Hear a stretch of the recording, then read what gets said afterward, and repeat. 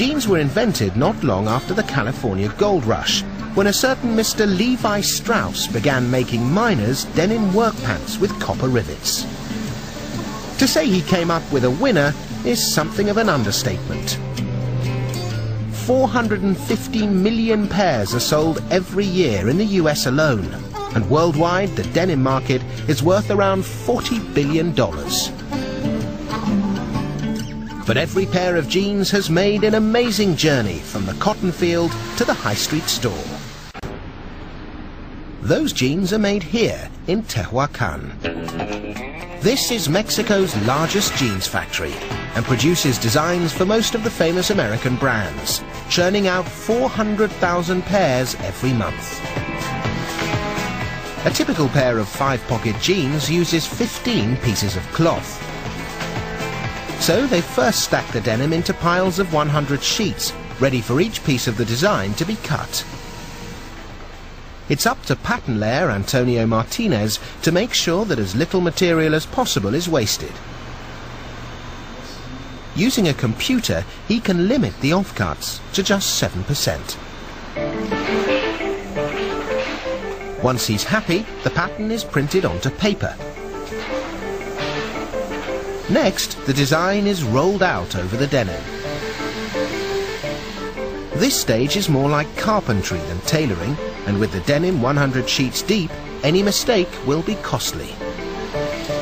Once cut, it's like a military operation, with an army of jean genies assigned to one specific task. Each pair of jeans takes 15 minutes to make and requires 1.6 meters of denim, several hundred meters of thread, 6 rivets and 1 zipper, or 5 buttons. On seam ironing duty is Marie Cruz. I like my job a lot because there's no pressure here, unlike other areas of the factory. I iron 300 pairs a day. I like ironing, but later my back will hurt. Marie adds the finishing touches to these spanking new jeans, but they're still not ready to grace a cowboy's behind. These days, everyone's too cool to wear jeans that look brand new. So they're about to become distressed by being slipped onto some rubber legs, blown up and given a little rough handling. In just 60 minutes, this team are going to make the jeans look like they've spent the last 5 years being dragged around a mine. So they set to work sanding in worn patches, grinding in frayed edges, and spraying on stains. Then, to add a few worn-in designer creases, it's out with a high-tech laser gun. These jeans get an even rougher ride than the Buckaroos.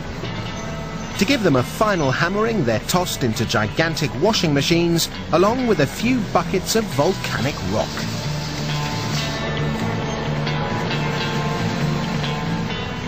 Once dried, the jeans are now shrunken and nicely worn in. Or totally trashed, according to your point of view.